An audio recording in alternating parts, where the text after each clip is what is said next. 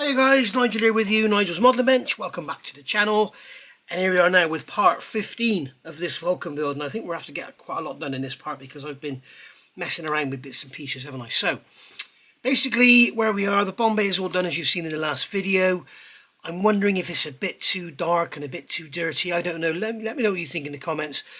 I may actually redo it again after all the bottom is painted, we shall see. But as you can see, I've got the closed option Bombay doors in there. I've clipped away the nubbins from the sides and just clipped that in, and now that just stays in there with nothing holding it at all. And then when it comes to removing it, I can just get under a corner with a knife blade. I should be able to lift it out. Yeah, be able to lift it out like that. Okay, so it'll come out. There we go. And then when I want to go back in, you can see the Bombay there. Look. Let me know what you think. Just clip that in like that and it just sits in there and it won't go anywhere. So that's the Bombay masked. Now if you remember, I said we're going to do the wheelbase a little bit different. I don't know if you can see in there, they've got a gloss coat in them. There you go, you can see some reflectivity there. You can also see there's a bit of a dusty look to it, and this is what I was talking about in a previous video.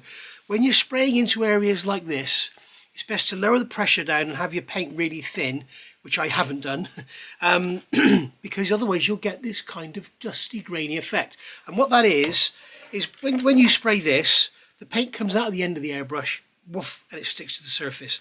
When you spray this, there's a lot of turbulence going around in there. So instead of the paint just going down and sticking, it's going down, it's getting picked up in turbulent air, swimming around and then landing as nearly dried paint. So that what you've got is actually dry particles of paint. Now, because it's in a wheelbase, I'm not going to worry about it, but some areas, like I mentioned before, particularly on the intakes around here on a Phantom, you get it in there. And if you do get this and you want to get rid of it, a gentle sand with a sanding sponge, you know, one of these like flory type ones, or why does my voice always go every time I turn the camera on?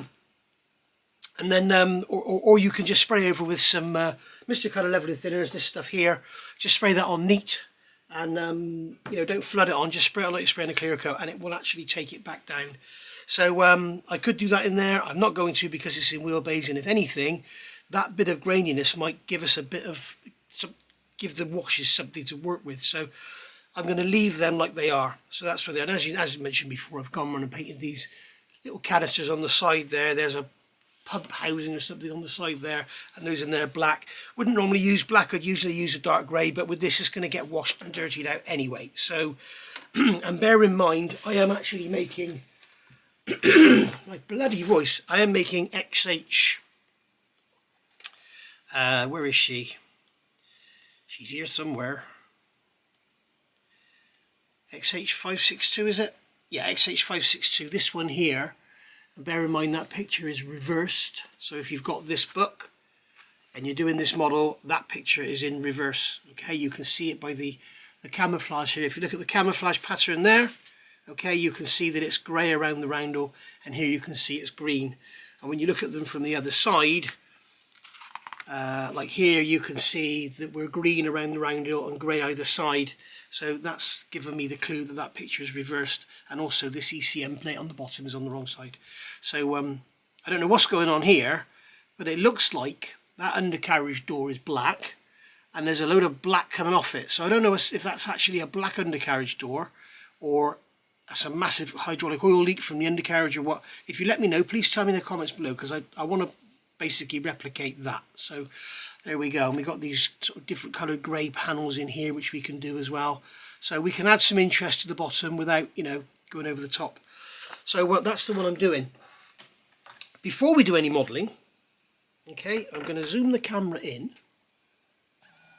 like so, because I've had a lot of people requesting where I get these from, and these are basically paint reference guides. Now they're quite old, I don't know if there's a date on here.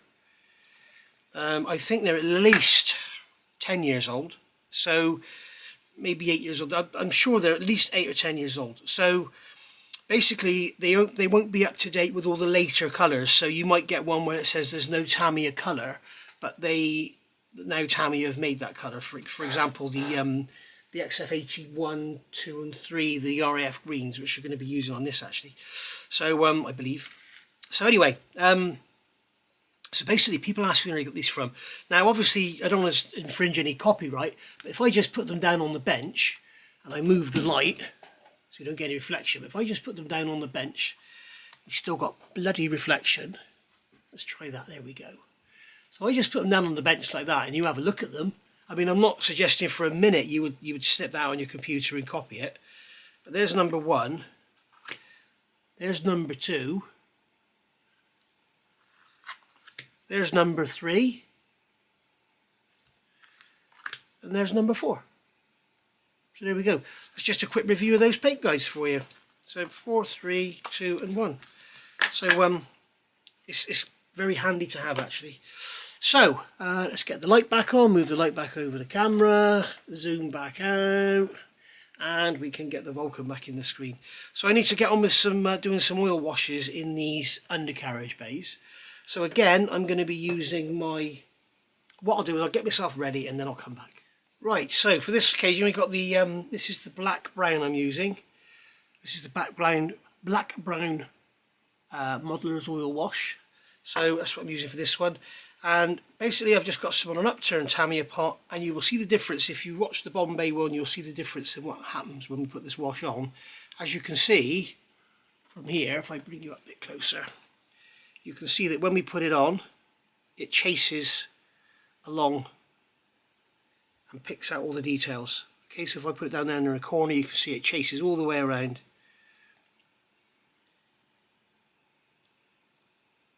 Just like so. Okay, and it doesn't actually stain the surface so readily because it's a gloss finish and it doesn't want to, it sort of chases away into the corners because of the surface tension or whatever it is. So we just brush all that. All I'm doing is brushing it over all the details just to try and make the undercarriage bay look less of a white box and more of a undercarriage bay really. Put some in there, get some shadowing going on down in there. Some down in there, just like that.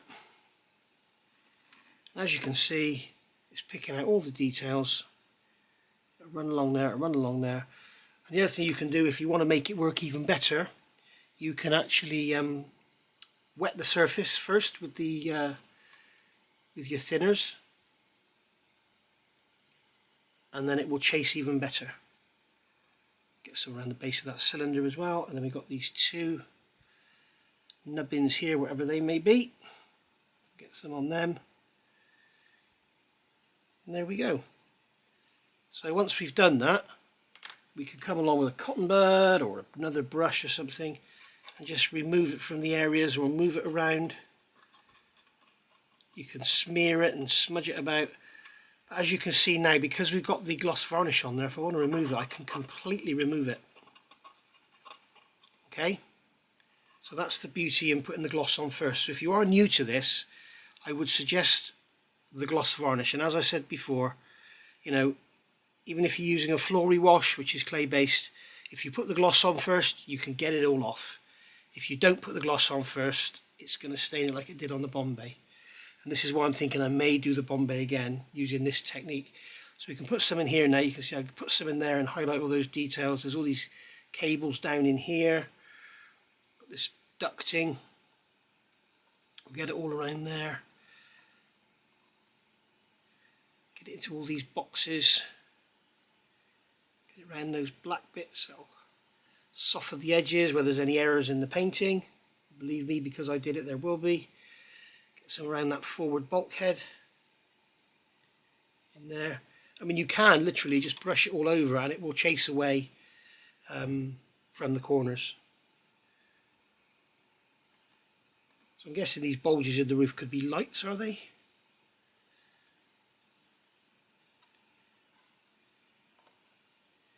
Get into the bottom corners, get it all down in there.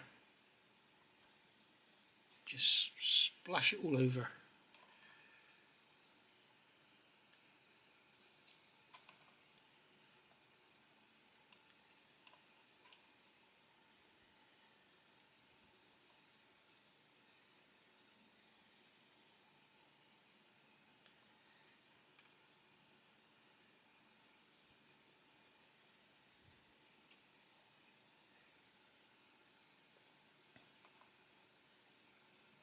And there we go.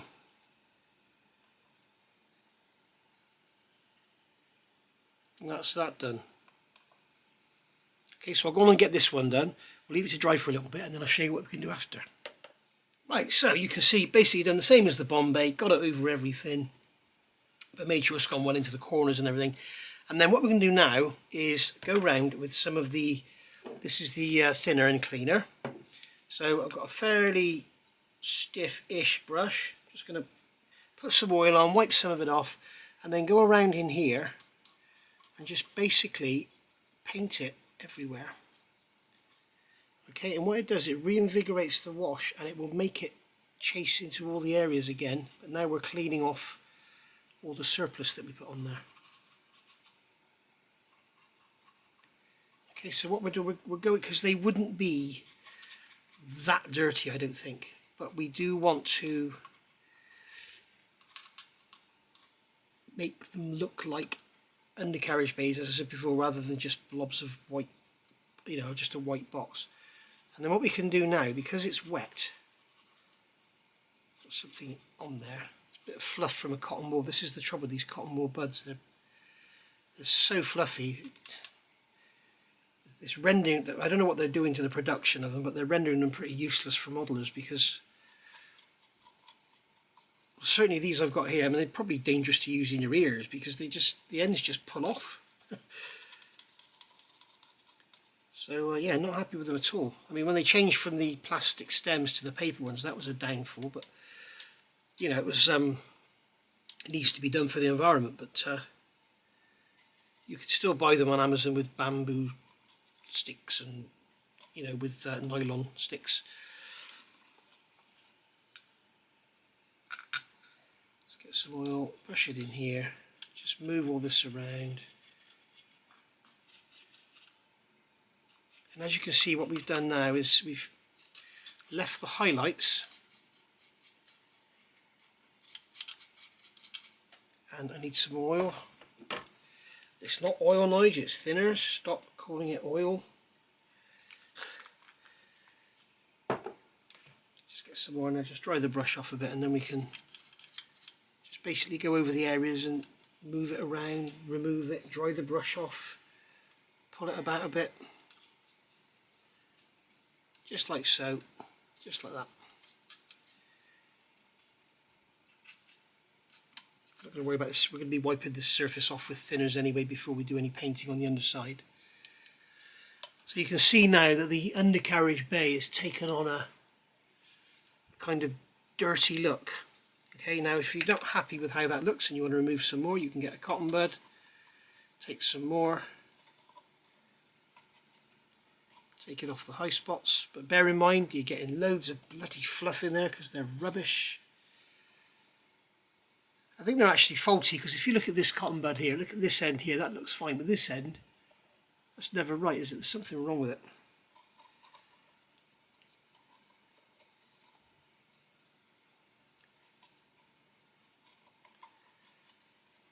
Sorry, I'm working off camera again, guys, sorry. Just take it out of here. Just like so, take some out of there. And as you can see, if you sort of dab it around, you can make it look sort of grimy.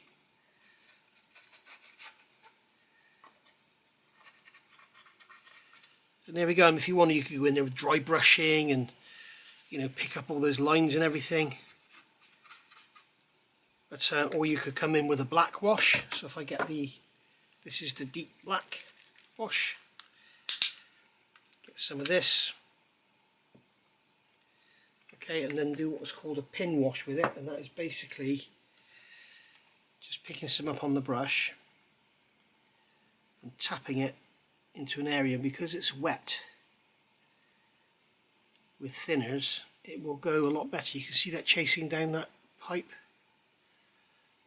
Just put another drop in there. Okay, you can put some on the front of this door if you want to.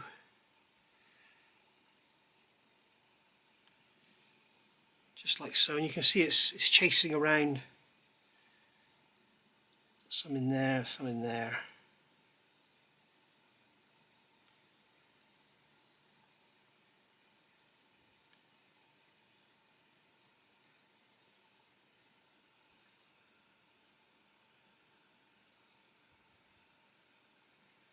It's literally just touching it with the end of the brush just to make it go along the features. Okay, you can touch some onto there, touch some onto there.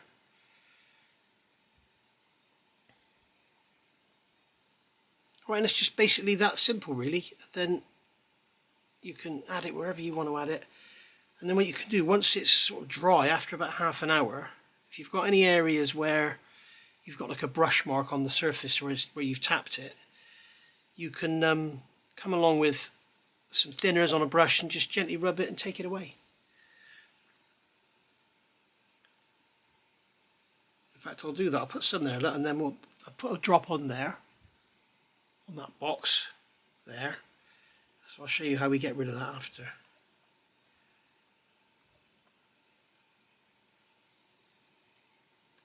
Okay, I'll do the same in this bay here. Just tap it on, let it chase.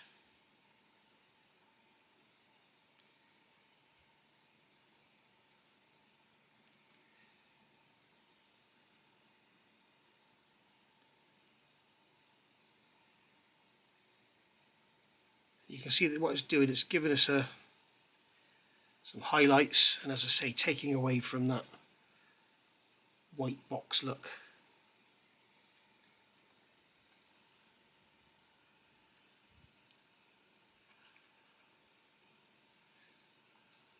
There we go.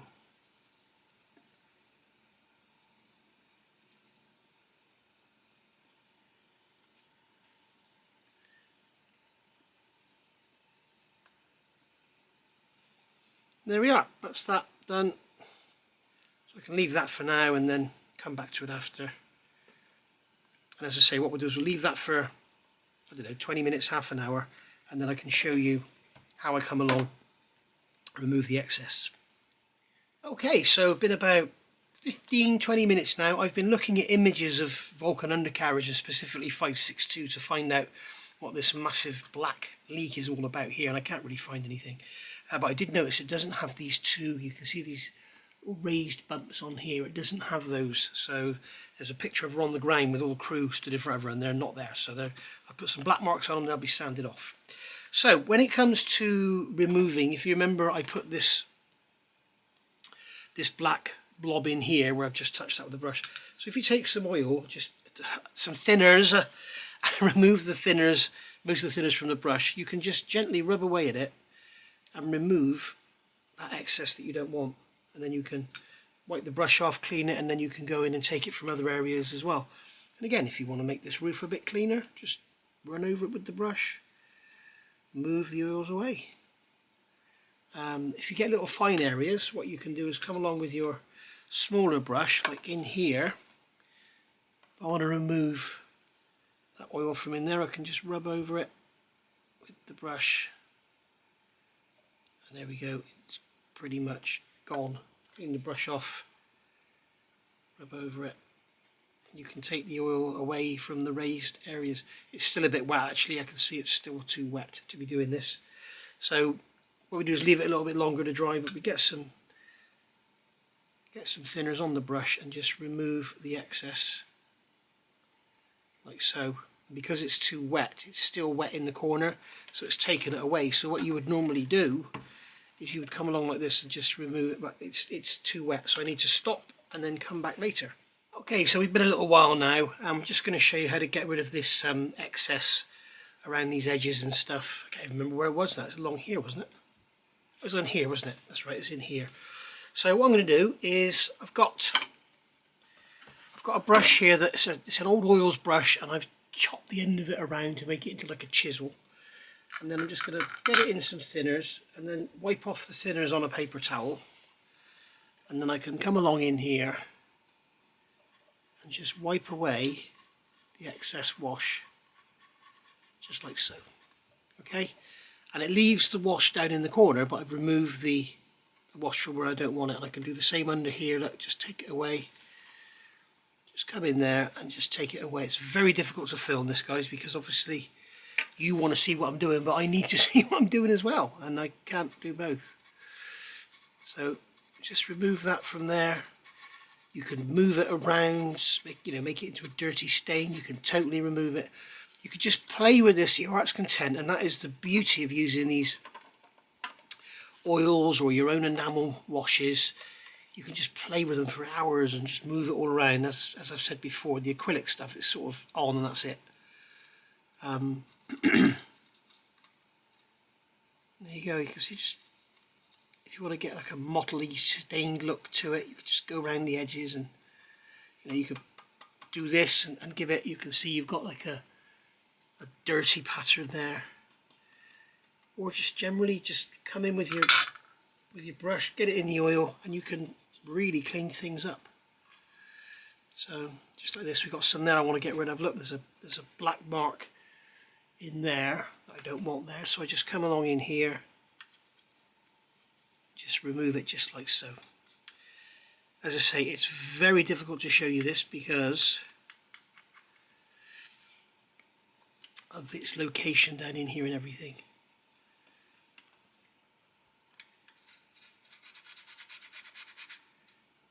There we go. I can remove that from there. That's a very dry area there. You can hear how dry it is with the way the brush is on it. So just go in there and just literally scrub away the dirt to reveal the white underneath. Okay, so that's basically what I do, and I'm pretty much done with them now. I would like to add some colour, but looking at photos of Vulcan wheelbase, there is no colour. I wish we had some reds and greens and stuff in here. You can see they're removing that oil to give it a cleaner look there. Okay, the same underneath. Okay.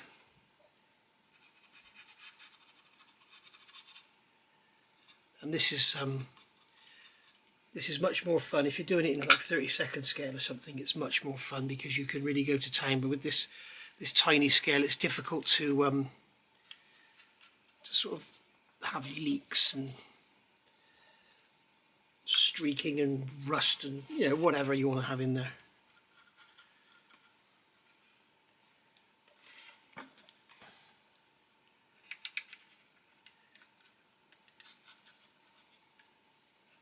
There we go.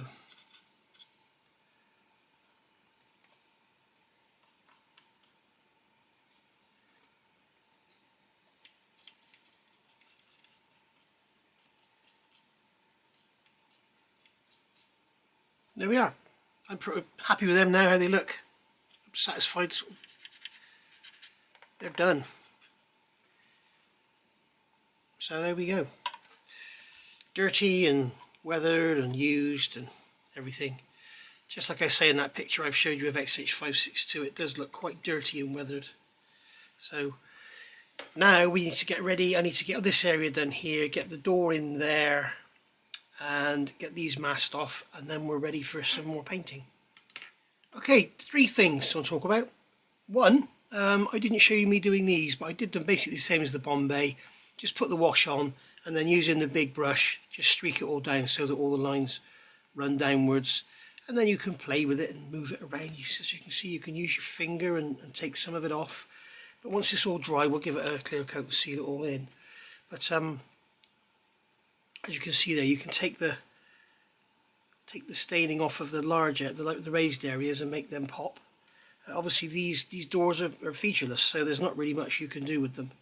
But as you can see, you can just make them look dirty, used, whatever. So there we go. I also put a wash around these, so you can see it's highlighted the ends of those, so they've got a nice sort of stain to them.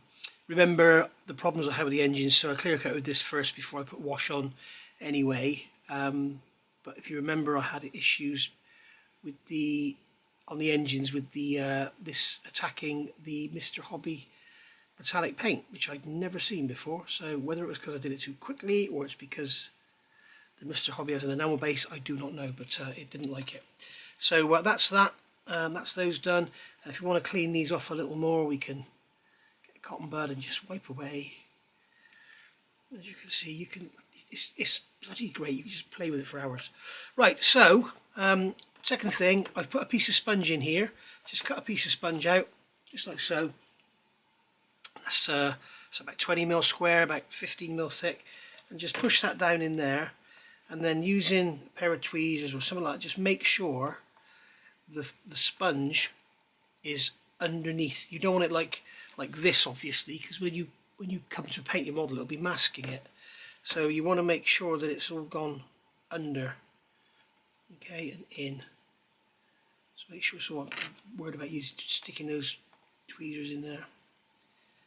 So make sure it's all gone under, and it's holding everything, or the fuselage is holding all the foam underneath. Okay, so make sure it stays under like I'm not doing here. It's always the bloody same when the camera's on. I did this just now, as you see when I started, it was in there. It took about 20 seconds to put it in. Oh dear, come on. Right, so that's in there now. Underneath all the edges, nothing sticking out. That's fine, so that's that mask there. I also masked that glazing there. And the other thing I want to talk about, I've also looked at the pictures. I've noticed I've taken those bumps off there. I noticed these bumps here. And I've looked at the photograph online, and they're not there on XH562. So they're going to have to go. So I can take the top of them off. You see I've gone round them with a pencil. I would recommend using pencil rather than felt tip, because as I've told you so many times, the felt tip will always come back through. And then I'm going to use the 600 grit, one of my premium sanders, and just literally sand this away. Make sure there's no other raised areas around there. Just going to sand this away until all that detail, until that pencil line, sorry, not the detail, until the pencil line disappears, and then I know it's flush. That's the beauty of these things, because they're hard. Because they're hard, they do actually make sure it goes down flush. And there we go. 1, 2, 3, gone. And then we can come along with a, we've got here, this is a 3000, that's too fine, 1000 grit, and just go over the area and just give it a bit of a polish up. In fact, that is, I'll have to use 2000 because that one is absolutely clogged up with Mr. Surfacer. So come along there, just 2000 grit, just clean up the area, make sure there's no sanding marks in it, and then do the same over here. The other thing, what I think of it, that hatch, because you can't put it in because the legs are too long, because you can have the door open, I've just stuck it onto there with a bit of blue tack, so that when we paint the underside we can paint that hatch as well. Saves you forgetting it. So again, I'm going to come along, I'm going to trim some of that off. No, I'm not, because I might slip and scack the wing.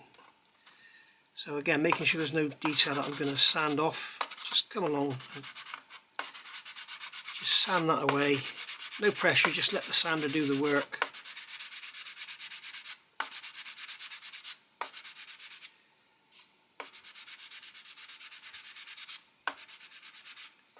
So I think these were covers for where the Skybolt missile pylons went or something, I don't know. But somebody said in the comments, if you look back about part 10 I think, somebody said they were becoming a proper Vulcan rivet counter, and they discovered that 562 didn't actually have these, so thank you for that. So we'll get our 2000 and just polish the area up again. Just make sure there's no marks in it. And there we go, good as gold, all good to go. That's those bumps gone. So I'm assuming everything else is going to be correct. We shall see.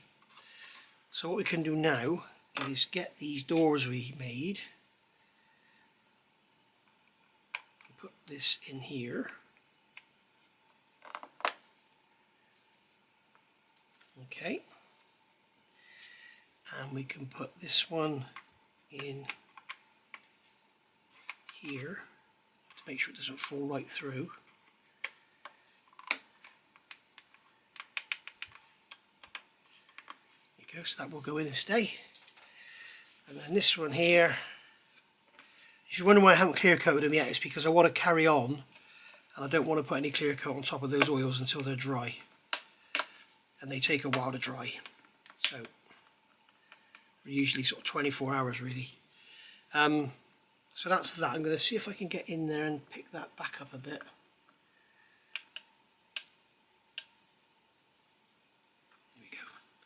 better. It's got nice and flush now pretty much. Just pick the back of this one up and get in there as well. And there we go, that's our bottom all masked up. So thanks for that Airfix, grand job there. So we're ready to start painting. Now whether I want to do the exhaust first, mask them, and then paint everything else, I think what I'd rather do is paint everything else, and then if we're going to be using metallics and stuff on there, we don't need to be putting clear coats on them so that we can mask them, because with most metallics, if you put masking on metallics, it tends to sort of destroy the finish. When you take the tape off, you end up with this, it can be quite an interesting finish. It almost looks like corroded aluminium. But yeah, of course the other thing I've got to do is put the control surfaces on before we start painting, haven't I? Duh. Right, so getting these control surfaces glued on, I'm going to make sure that we've got there is a seam there. The other side is a moulded panel line. You need to make sure the seam is on the bottom. Okay, so that is I'm sure that's correct. Let me just check the instructions while we're here. I'm 99.9% sure that is correct. Yes, you can see we've got the red line there, so the actual upper part is on the upper part of the wing. You see this is the lower part of the wing. Now they've got all these angles here. I have never seen a Vulcan that stood on the ground with any flaps down or anything. So what I'm going to do is put this together with everything just neutral.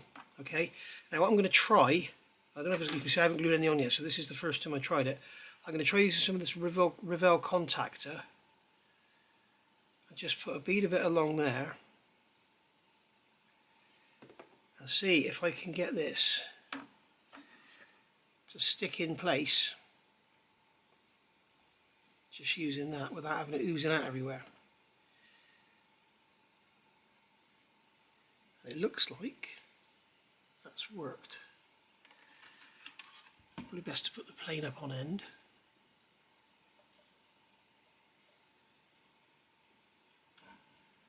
See what I'm doing.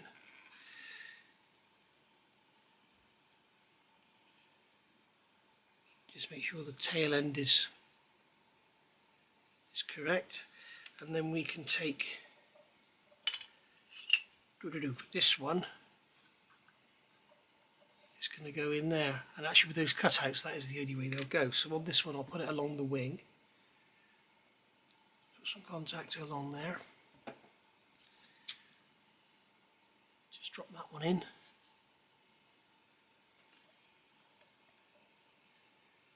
Make sure they're kind of aligned.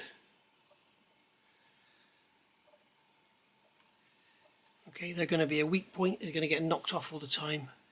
I've just noticed in the camera they've got bloody sink marks along that panel line by the look of it. Christ's sake. Ah, oh, Jesus. Okay, it's not going to notice once it's painted. I'm getting sick and tired of dealing with sink lines. And just put a sort of even gap around them. Okay, so they're going to sit like that. I'll do the same on the other side, and then we'll look at getting the ailerons on. Right, so while I've been off camera, I fitted the flaperons or whatever they're called. You can also see I've got the ECM plate here on a bit of blue tack. I've also fitted this rear light, and you can see there it's 2.8mm diameter, so I've used one of those brilliant little circle masks you get from Premium Hobbies and masked that off and painted silver underneath it, so that's all done. So now we need to look at getting these ailerons on. So bearing in mind, be careful because this is actually upside down. Okay, so this is the lower half of the wing. So you're looking at this one is just like this.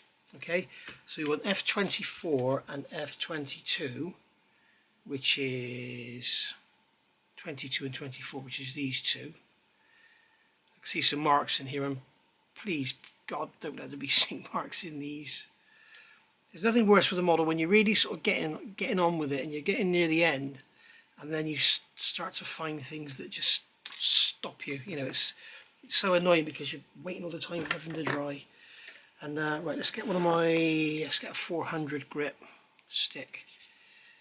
Now, I'm not going to worry too much about the mould seams on those tabs because they're wrong knife, because they're going to be hidden if they fit in tightly, we might get away without gluing these, which would be nice, because then you don't have the risk of anything oozing out.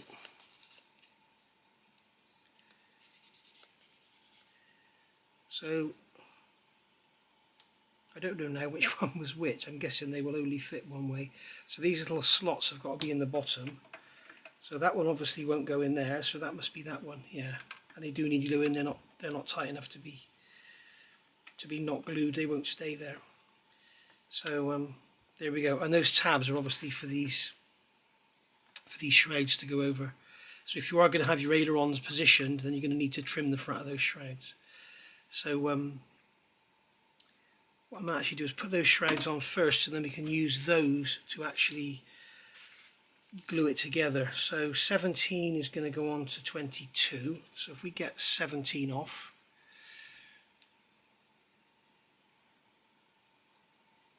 not really sure where they finish. It's not very clear on the sprue where the actual part finishes and the sprue ends, or starts should I say, and they've got to be flush on the front. So just nip them off like that, grab a stick, just sand the front so there's no sprue nib left. Let's give the back a quick clean. Then we can come in here and slot that in there. Ooh, lots and lots of play, so we need to make sure we put it on at the same time as we fit the aileron. I picked up the wrong one, I have, haven't I?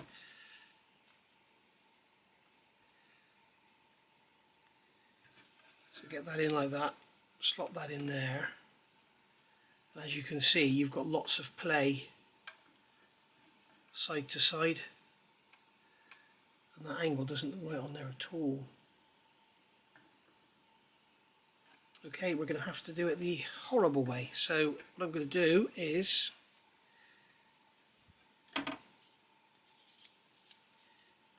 remove some of that mould seam because it's pushing the aileron on this position I don't want to be in. For some reason it doesn't want to sit where I want it.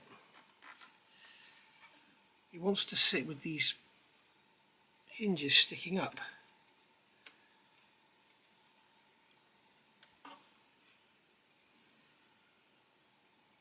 And if I do that, the hinges are sticking out on the bottom.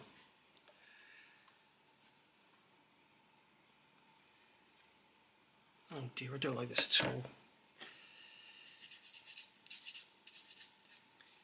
This really bugs me when this happens with models. You get to like the end and you're starting to find issues with the last few pieces, and this, it sort of takes the fun out of it. Now you can see I've got the aileron in there straight, and you can see those hinges are sticking out. I'm going to check my references to see if they're supposed to stick out. If not, we're going to have to sand them flush. Back in a minute. Okay, now I don't know if it's just my kit or if it's generally, you know, the kit's design, but these things are like an afterthought compared to the rest of the kit. They're awful. I can't get them to sit straight with all these hinges in the correct orientation relative to the wing surface, upper or lower. So I'm just going to glue them in so the trailing edge is right, and then I think I'm just going to sand them flush. Looking at some reference pictures, it looks like the hinges do actually protrude, but they all protrude by the same amount. Now this one, for instance, you can see when I push that in, that inside one pops up. So if I push it down, it kind of lifts this side up. It's almost like it's, I don't know, twisted. It's probably come out of the mould too quickly. It's another bloody Airfix crap quality issue. But I just can't get it to go in. You can see there, if the camera will focus, I can't get it to go in nicely at all.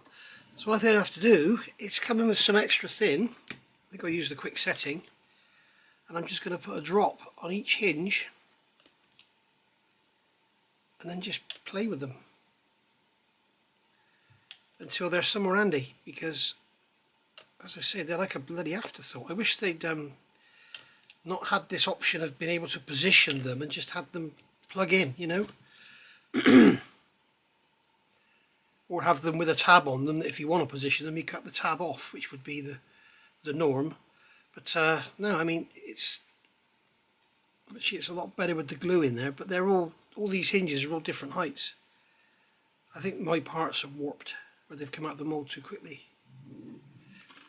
That's not my stomach rumbling, that's Jess you can hear. I mean, at the end of the day, if the trailing edge doesn't all line up perfectly, then it's not the biggest problem in the world, because they probably wouldn't all line up perfectly anyway. You know, obviously the only close-up walk-around pictures we got these days are of museums, so it's hard to tell. You know, they may have had them off and put them back on wrong. You know, if there's hydraulics involved, then obviously the hydraulics will have drained down. There could be stretched or broken cables. You know, you could have had kids climbing all over them, pulling them all apart. This is the thing with museum aircraft.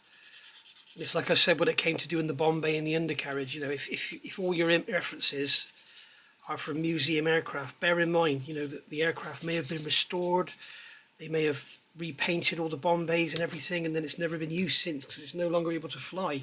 So therefore it would be all spotless, you know. So just consider what you're looking at before you start to make your mind up about what it is you're going to do. So this side's a lot looser, but it's horrible. As I say, it's like these come off the old kit.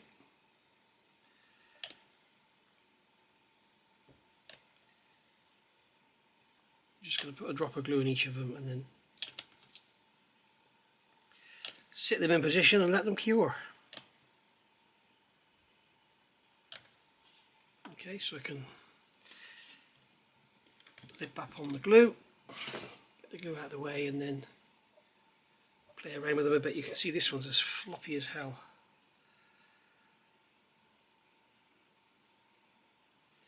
I was thinking I might build another one of these, but I'm changing my mind.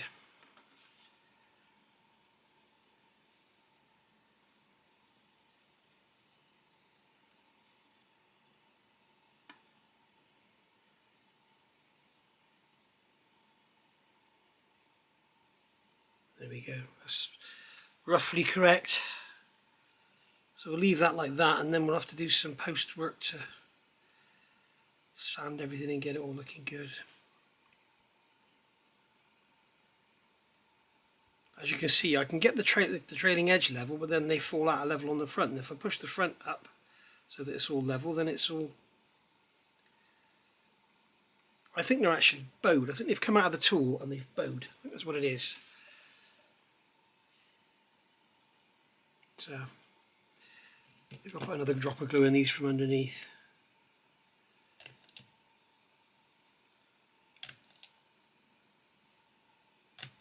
I don't know why they did it like this. I'm sorry to moan, guys, but it's just frustrating. It's just, you know, the rest of the model design-wise is really good. It's, quality-wise, it sucks. But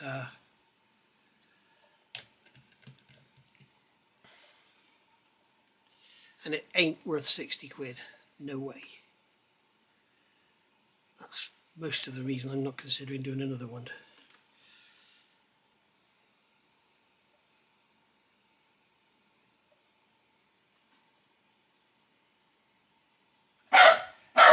Sorry about that, guys, I just dreamt of skin myself. Right, I'm going to let them cure, let Jess have a bark, and then we'll come back and put those shrouds on. Right, so this is now about 40 minutes. Yeah, about 40 minutes later, and the glue is sort of starting to harden. And what I've realised is if you come along with a rule, let's get a steel rule so it's a bit more hard, and you can push down on the top, and you can get those hinges to sit down flush with the upper surface of the wing, and then you can pull the trailing edges about. Remember, these were glued about 40 minutes ago. We can pull the trailing edges about to get them looking sort of right, and then we get all the protrusion on the bottom, which is how I think it should be looking at walk around pictures. So basically do the same on this side, get this rule on the top, and then just push down and just push those ailerons through the wing and then worry about the trailing edge afterwards. Now that's all done. We've still got movement in these flaps. These were done about 2 hours ago, and there's still a bit of adjustment in there, so that's all good. So that's all looking lovely now. So I'm going to let those completely harden off before I start messing around and putting these things in. But this one, I believe this was F17, wasn't it? So this one's going to fit on here. And I think it's sort of slashed off on the front at the wrong angle, really. Oh no, it is okay. That's what I can do, because that one's off the sprue and I don't want to lose it. They're different sizes, well, aren't they? Although they do go up inside, so that is correct. It should be slightly smaller. Let's just get some cement down in there. That should be enough to hold them in place. In fact, I can go on and put them on now, because we're not going to be doing anything with them yet. So this next one's 18.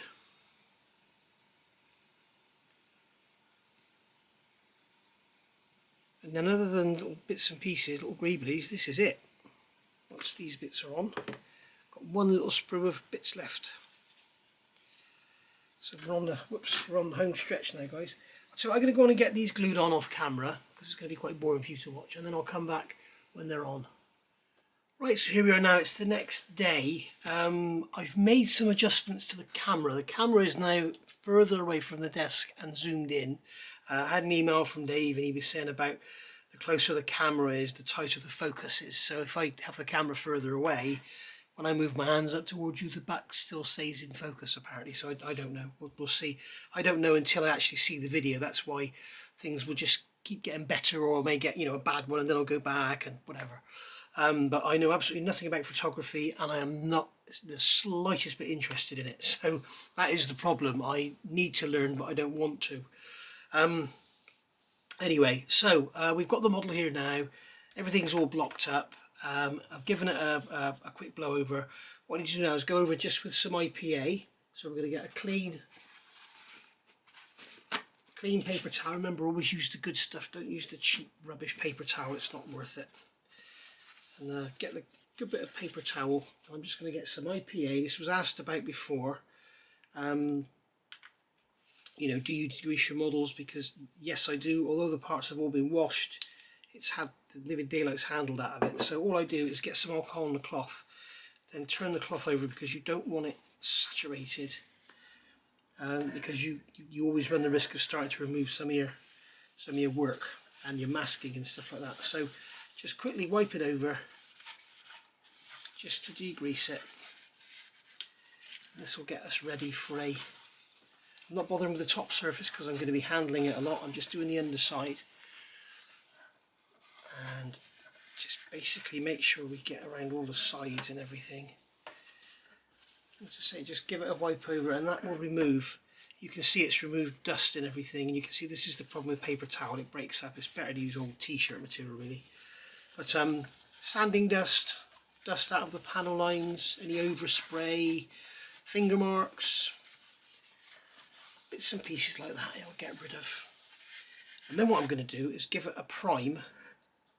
See, this is the problem. Even the expensive stuff does it, but the cheap stuff is even worse. You just get bits of paper everywhere. We also need to do the same on these panels here, because they've been handled a lot as well. Just give them a wipe off. And then we've got our gear doors and everything, but they've all been washed and cleaned. I'm not going to bother doing them. So basically we need to get the gear doors stuck onto our piece of wood here, with some blue tack, and the Bombay doors as well. We're going to have to paint those on that back side. And but basically what I'm going to do first of all is prime everything, and I'm going to prime it in a light grey. I would normally use black underneath the white, but I don't want to go flooding the white on to hide the black, because we might lose some of this panel detail and stuff. So I'm going to use the grey, because it's not going to be pre-shaded and stuff. It's just going to be as is, and then have the effects added afterwards according to the photograph in the book. So I'm not going to film the priming, basically because I need to get it over in the booth, and I haven't got the camera in the booth. And I also need to paint these, I've marked them in black. I've got the little antenna there, I've got the little pitot tubes there, I've got that rod that's some sort of antenna that goes on the gear door. In fact, I could glue that to the gear door actually before we spray it, so I might do that. And then we've also got to do these here. So there we go. Okay, so as we can see, we've got everything primed now. If you're wondering why I do the doors when they were already painted white, it's so that everything is the same colour, because if we put a very thin layer of the white colour we decide to use down, then the grey will show through, and I want it to be a bit mottled and uneven anyway, but not to the case of black basing. But you know, you'll see what I mean when I get there. But that's why I do that, so it's everything's the same colour. Otherwise, you leave those white, and then when you spray them white, they're really only put them on, it's like bing, they come out a different colour. So that's why I've done all those like that. I've also done the little pitot tubes. I ended up putting primer on everything, even though a couple of these I'm not going to be using, but just to make sure. I'm just hoping and praying that these are going to fit in these sockets down here well, because I really don't want to put them on now. They're just going to get broken off. I mean, that one there, especially as soon as I turn it over and put it down, that's the first thing that hits the deck. So what we're going to have to do when we've got this all painted, I'm going to have to obviously mask all around the edges anyway, because we've got the top colour comes just over, and then I'm going to have to cover this in some paper towel or something, maybe even some foam to stop it getting scratched, and just mask it all up, because we're going to have to come round and spray, you know, down onto the wing here. We're going to have to spray down into the intakes, you know, and we don't want to be getting green and grey paint all over our lovely new white finish. So why do we do primer? Well, this is exactly why we do primer. It's so you can see stuff like here. If you look here, you can see some graininess in the paint, and that's just basically dirt on the model. We can see here some panel lines don't quite end where they should. Got a bit of spattering there. You can see this panel line here doesn't end. We've got a mark in the filler there. Oh no, we haven't. It's just a bit of dust or fluff or something. But basically, that's what you're doing. You're going over it, and you'll find areas. You can see here, I've got a line down in there and a line down in there. I may leave that, because if I try and put Mr. Surfacer in it now and start, it's just going to make more of a mess. But we'll see. I may do that. You can see I need to pull that line there across a bit, because it's a bit soft. So yeah, and also like round here and these engines, I'm tempted to leave them as they are, because they're all quite even, rather than try and make them perfect. And scribing around there would be extremely difficult. I might give it a go, we shall see. But there we go, so all done. I'm happy with the nose. There's no real seam up the middle. I did start to see a witness of a seam here, which will just sand out. That'll be absolutely fine. I did get some rapid thinners. Sorry, I keep saying just again. Keith and James emailed me saying that basically if you use the rapid thinners, you don't get the sinking with the Mr. Surfacer. So I'm going to try that. Obviously I can't try it on this one, because I've used my, remember I pre-mixed my Mr. Surfacer with Mr. Colour Leveling Thinners. So basically it's a bit late for that one now. But there we go. So we'll let that go off, and then we can come back and do some sanding on it. We'll get some very fine sponges on it, get it sanded out, check all the seams, maybe do some Mr. Surfacer work down here. I don't know, yeah, we need something in there, and I can't leave that like that. That's like a, if you look there on the inside of that engine is like a trench. I can't leave that, so if I've got to do that, I may as well do down in the sides here as well.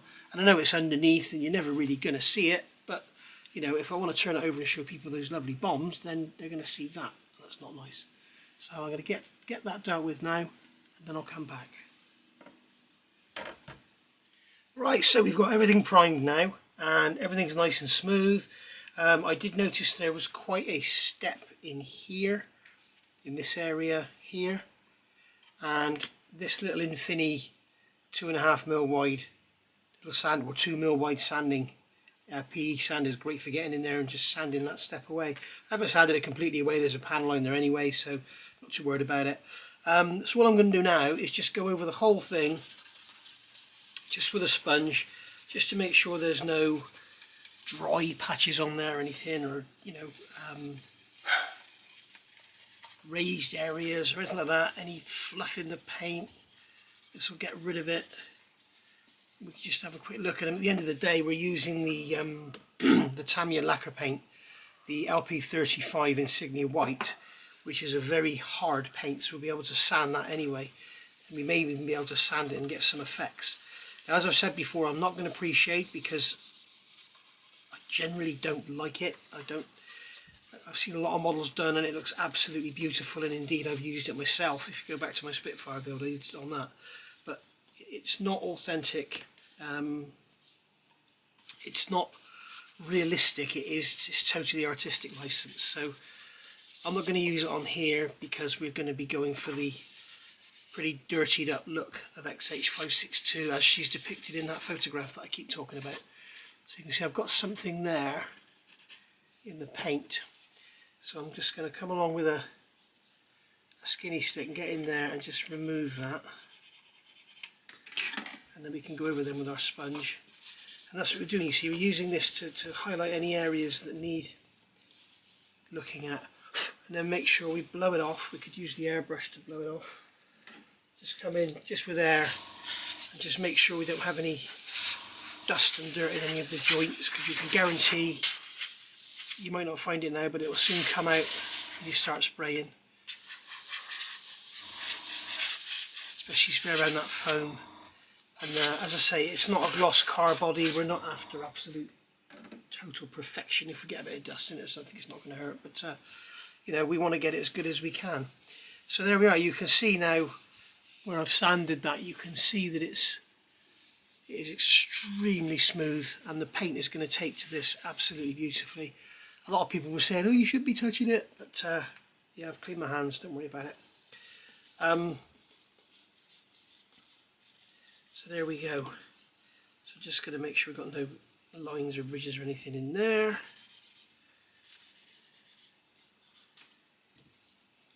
Right. I've also noticed they've got a circle either side, but we've only got one circle actually scribed in here. There's only one. You see, there's a circle there, but there isn't one there, but there's actually two circles there. I don't know what they are. They're obviously access panels. And I've also noticed, if anybody can tell me, on 562 there's a grey area here. I wonder if that panel there is part of it, but anyway. So there we go. So we're ready to go now. We can get in there, and I think I've just noticed I've got something in there. It's not going to matter on the finished model because it's going to be covered up with the ECM plate. That plate there is going to go in there, but don't want anything flying around while it's being built. So we can see here we've got a bit of fluff, no doubt from those bloody crap cotton buds. I'm going to get a sponge in here and just sand in there just to make sure there's nothing in there that's going to catch us out. Right, so we're ready for some paint. So I'll do a bit of painting on camera and I'll do the rest off, because obviously this being LP paints, it stinks. And yeah, so I'll probably mix them up in a pot with the Tamiya thinners, and then I'll have a consistent mix then. It's quite warm today. I've got the fan on, I'll get the extractor going. So I'm probably going to go for about a sort of 40% mix. I find with these LP paints you can pretty much spray them straight from the bottle because they're quite thin already, but for an area like this I don't want to be doing that because I don't want any risk of any graininess, and I also want it to be quite blotchy, so it can be quite thin. So I'm going to give this a good stir. I have got a Badger stirring thing here somewhere. Make sure all the pigment's off the bottom, all the sediments off the bottom. So there we go, we can see that's all nicely stirred. So I think what I should do now is grab a plastic cup. Here we go, again using these hard ones, not the soft ones. Make sure that's all clean inside, and then we can pour some in here. I think that'll be enough. So that's about, make sure we get this done. So that's, what's that, about, that's about 6-8 millimeters in there. Not milliliters, millimeters. So I'm going to use my lacquer thinner retarder type, which is this one here. Okay. So that's item number 187194700, and I'm going to put some in here. Let's go for pipette.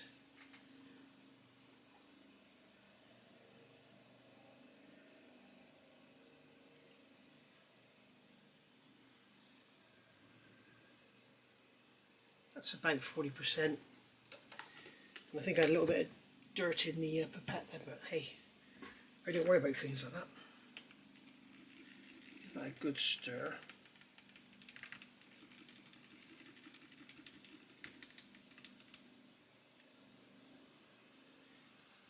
And we will see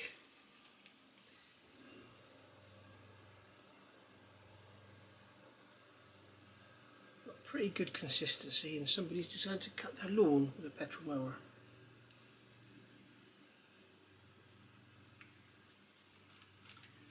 So that's a nice consistency to be painting with. In fact, it could be a little thinner, I think. So I think I'll add a little drop more. I don't know what this stuff pours like. Okay.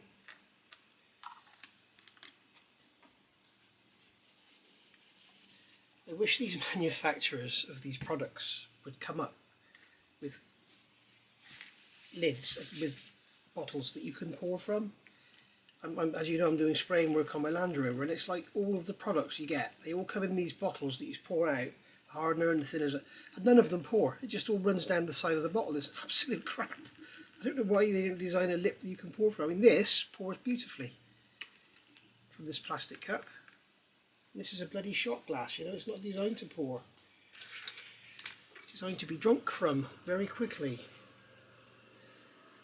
So, we can get this now. Sorry about this noise, guys, but I can't do anything about it. I can't stop. You can see how well this pours. Look, put that in there, and not a single drip goes down the outside edge. So I'm going to do a little test spray in the booth. Just see what this is like.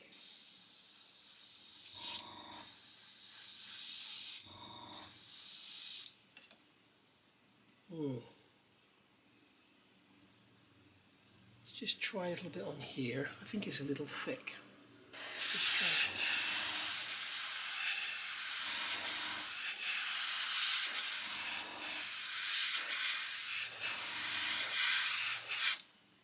Yeah, it's too thick. So I'm going to mix it down, thin it down some more.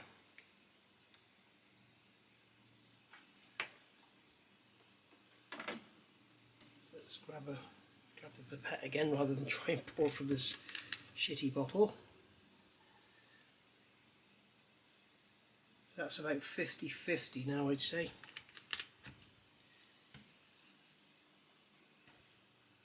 Which is what we would normally use. But as I say, I've been finding these LP paints don't need as much thinning as the normal Tamiya acrylics. A lot better now.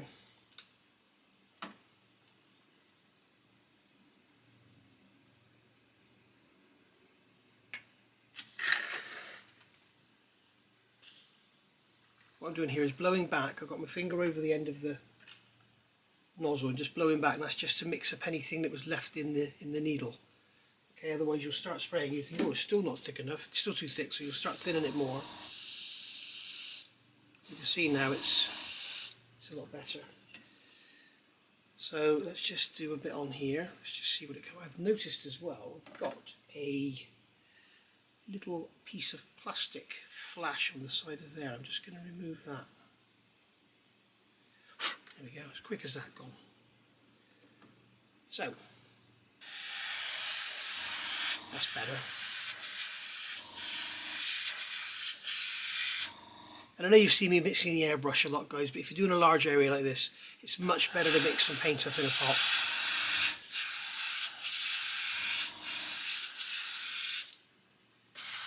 And you can always, what you don't use, you can always pour back in the pot. I know a lot of people will cringe at that, but I always do.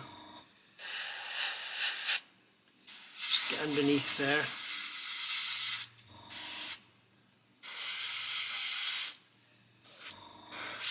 And give it another pass.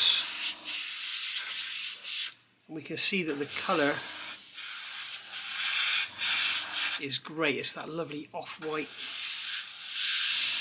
like a very, very light grey. and that's what I want. It may not be correct, but it's what I want. So now obviously these doors all need to be an equal shade. That's way too thick on there. You can see it's pooled on the edge. That's where the paint is so thin and I've put way too much on. Leave it alone, let it dry, it'll be absolutely fine. Just going to build it up very slowly in layers. Like this.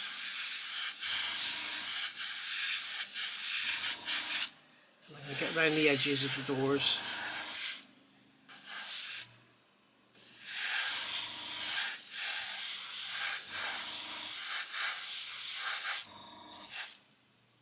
If you want to dry it back, you can just cut to air and dry it back.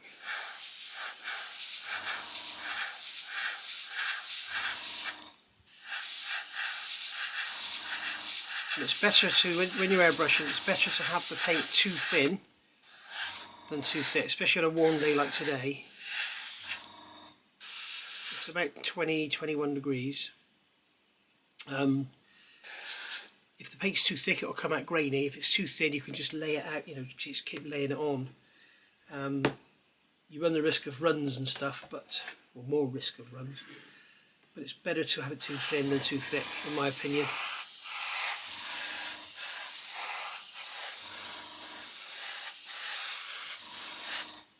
There we go, get around the ends.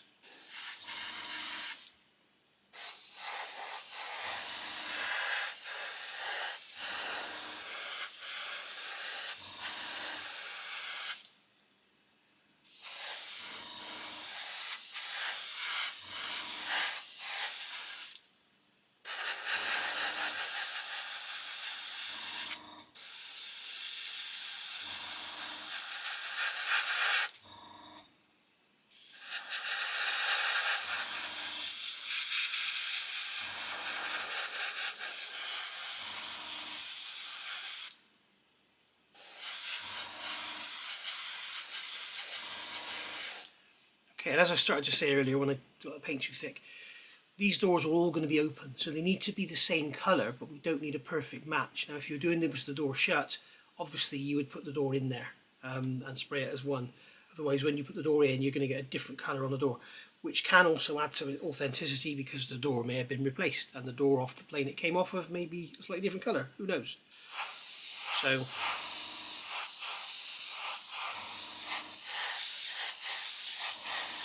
you know, it's your model, there's a million stories you can tell. You know, the door on yours was taken off a plane and stored in a barn with a skylight above it and it was sunlight all day long and it faded, you know. There's a million stories you can tell.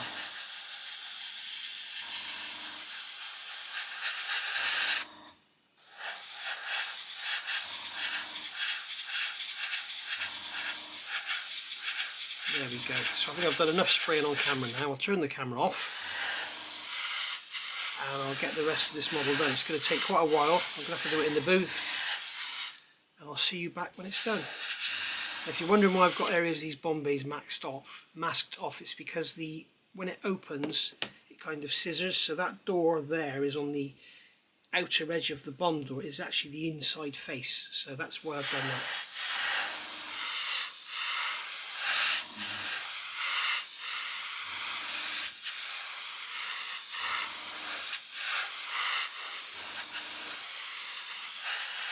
Okay, so there we go. So Jess has just come in the room, so I'm going to kick her out and carry on with this painting. Okay, so you can see here I've done one wing and we've got this very, very blotchy look to it, and I think the camera is actually enhancing it more than it actually looks in real life, so you can see a lot more grey than I can. So basically the way I do this for the newer modelers amongst you, if you want to get this kind of effect, as you can see, you've got an effect there of wear and grime and dirt and just, if you like, artistic license. But instead of having these great big thick lines everywhere on all the panels, you've got this sort of random mottled effect. Now that isn't the finish, I will go over this again. But what I do, I come in with the airbrush, of course wearing a mask, come with the airbrush and just look at a panel. So we've got, see this area in here, we've got this panel here, we've got a triangular panel, one in there. So just come in If you notice, always start spraying off the model. Never come onto your model and start spraying, because if there's any build up on the tip, it will spatter onto your model. If you do it off, if you start over here with the air, and then just come over and start spraying. And I don't know if you can see the white going down. I obviously can't look at the camera while I'm doing this. What I'm doing is concentrating on actually just doing a panel at a time, rather than spraying the whole thing. Okay, if you notice, I'm not stopping the air or the paint, I'm just keeping the air and paint going at a constant rate, and just keep spraying, concentrating on a panel at a time.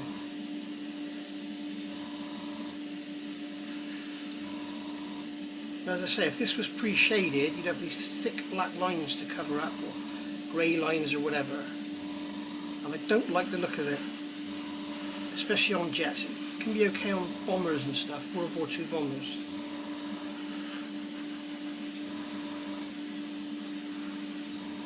As you can see, we're hardly covering the grey at all. It's very, very thin.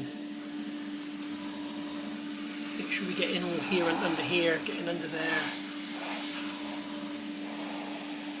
Just going over this engine cowling.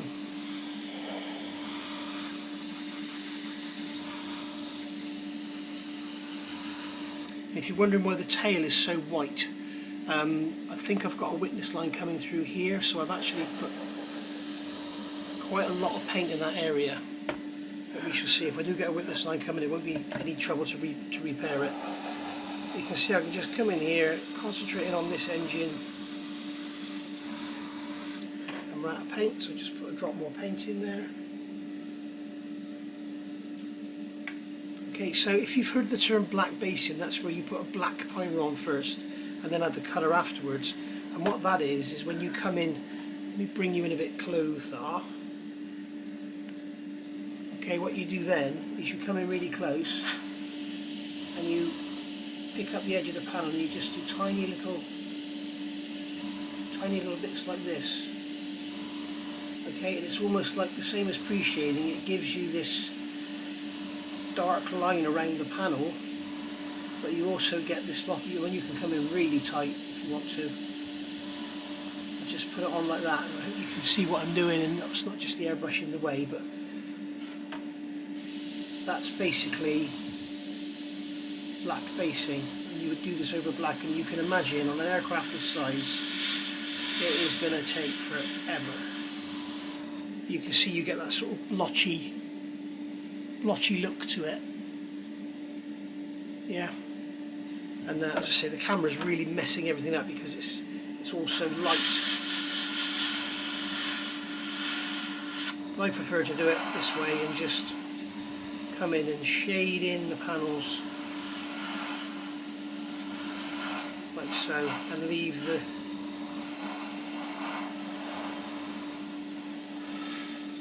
try not to enhance the edges too much. So I'm not worrying about the gear doors.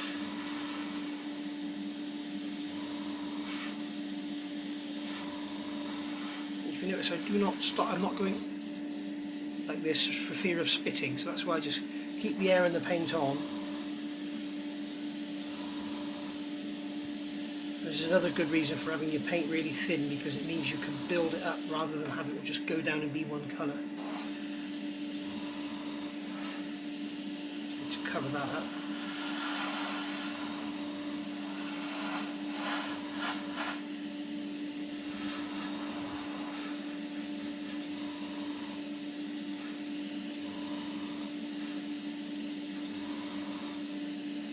You can see here I'm really letting the paint build up. If it's too thick, it would just go down and be bang, white, and it would look, this process would then look bloody awful. It doesn't look very good at the moment because I haven't done the second step. The second step, I'll show you now.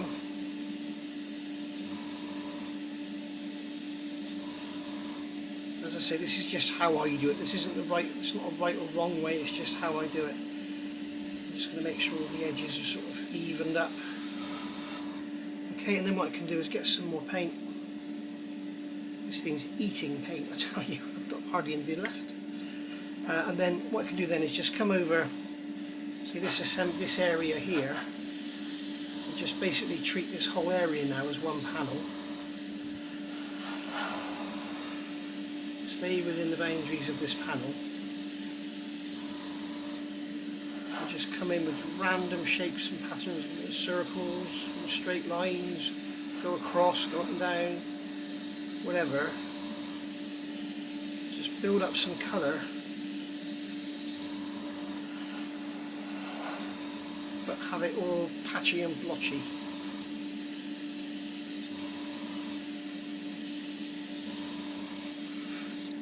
Okay, so you can see now we've got that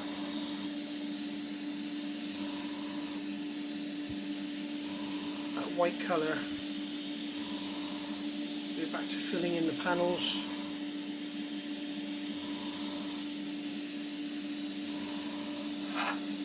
You'll notice a lot of modelers, they just get the airbrush out and it's done. Well, in my opinion, that's not what airbrushes are for.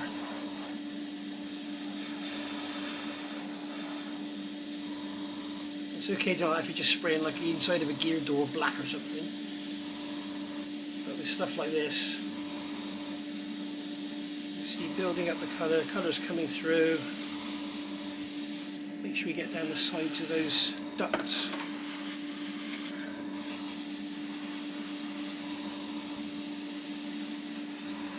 Paint again.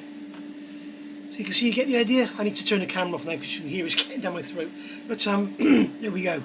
So hope you enjoyed that.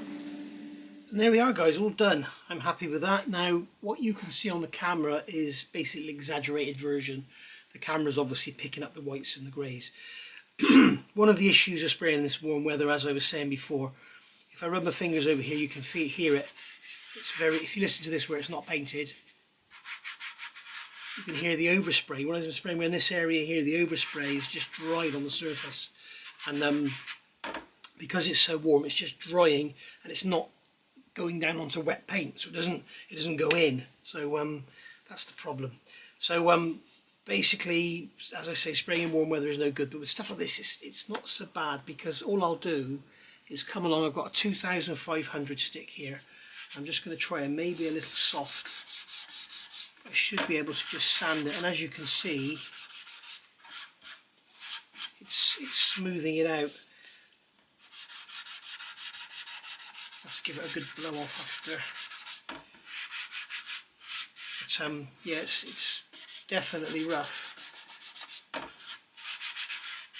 You can hear how rough it is. I mean, it is a matte colour, so it's going to have a certain amount of roughness to it.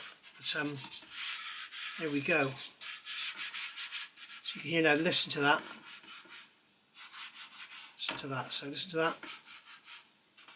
You can hear it's a lot rougher over there, so I just smooth this out. This has literally been painted for about 10 minutes. So you can see how quick it's drying. I'm able to sand it after 10 minutes. And this is with like 60% thinners. So you can imagine if I'd gone any thicker, it would be even worse. So yeah, I think we'll get away with sanding that out. Smoothing it off. I've actually used the whole bottle of paint, so that's all of that gone. You can see I actually got all the thinners out with the last little bit I could get. So just to show you what it all looks like it's come out. There we go, you can see it there. That's pretty much the whole aircraft in shot. So yeah, pleased with how that's come out. I really like the effect. As I say, for me, I much prefer it to pre-shading, certainly on this. Let me know what you think in the comments below. I think this is an alternative to pre-shading. It gives you a kind of more varied look over the whole thing. We've got different colour panels here, here and here. We don't have these just constant thick lines everywhere where there's a panel line. And then when it's weathered, it'll look even better. It's going to have to get a gloss coat now. And I'm a little bit worried because of this rough paint. I may have to get quite a lot of gloss on it to make the decals go down, which is not what I want to do because it's going to get rid of all the panel lines. But we shall see. I'll probably have to do some polishing on it and then paint it again, which means I'm going to have to order some more paint. So I should be putting another order in at Premium Hobbies. I'm remembering my code NMB10 to get my 10% discount. So there we go. Yeah, that's going to be fine. Maybe I'll try something a little coarser. This is a 1500. Conscious not to go through.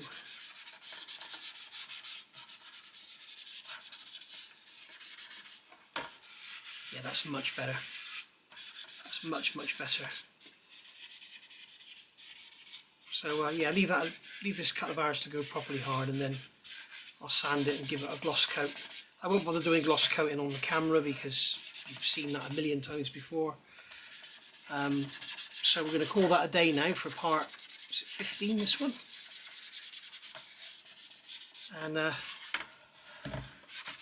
as you can see, we're all done on the underside. So we're going to have to, as I say, give it a gloss coat, and then we're going to have to do some masking because the camouflage comes over the edge on the leading edge. It comes down around here as well, and obviously down here, and it is a hard-edged camo, so we're going to be basically masking everything, and I've got some different tapes to use and try and everything, so we'll give all those a go. And we'll be cutting out some paper templates as well, because I basically don't want to be using lots and lots of masking tape and having lots and lots of masking tape debris left everywhere like I did with that RC car. So there we go. But, we really are on the home stretch now. Once we get this gloss coated and camouflaged on the top, we're pretty much there. Which is a nice thing about getting those bombs done, rather than leaving it to the end and then having a finished model sat there. You want to get on with something else, you want to start another project, and you're being held back with all that masking and that on the bombs. So I don't know how that plate's going to look on there.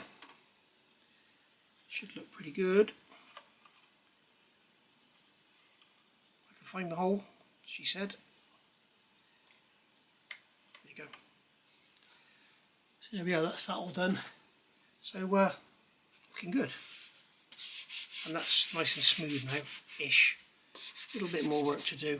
As I say, if we do go through, we're only going to go through to the light grey anyway, so that's okay. Happy with how that's come out. Let me know in the comments. Let me know what you think in the comments below. I like the effect. I like the blotchiness. So I'll see you all soon, guys, for part 16. As I say, part 16 is going to be about getting the camo done. I'm going to get this gloss coated in a minute, and then we'll go from there. Bye for now. Whoa, whoa, whoa, whoa. Right, start again. I sanded it, smoothed it, didn't like the look of it because I think the grey was coming through in more places. So what I've done, I went on Premier Hobbies website, and or Premium Hobbies website should I say, and he's out of the LP35. So what I've done, I've used some flat white from Mr. Hobby with Mr. Colour leveling thinners to try and sort of get this thing a bit smoother, flatter, and also a bit brighter. I think what's happening, this lacquer thinner retarder type, I think what's happening as it's going down, it's eating into the grey and making the grey come through. So I've done this now, we'll give that a go, but you can see already it's a lot smoother. So we don't have all that dry sort of dust everywhere. So happy with how that's looking, and let that dry, because Mr. Hobby paint does take a lot longer to dry than Tamiya, which is probably why we've got the smoother surface, and I can give it a quick check over. I think I may have to do some seam work here, we shall see. I'll give it a quick check over, see how it looks, and then I'll give it a clear cut and we'll go from there. So this really is the end of part 15, and I'll see you all for part 16. Thanks for watching, bye for now.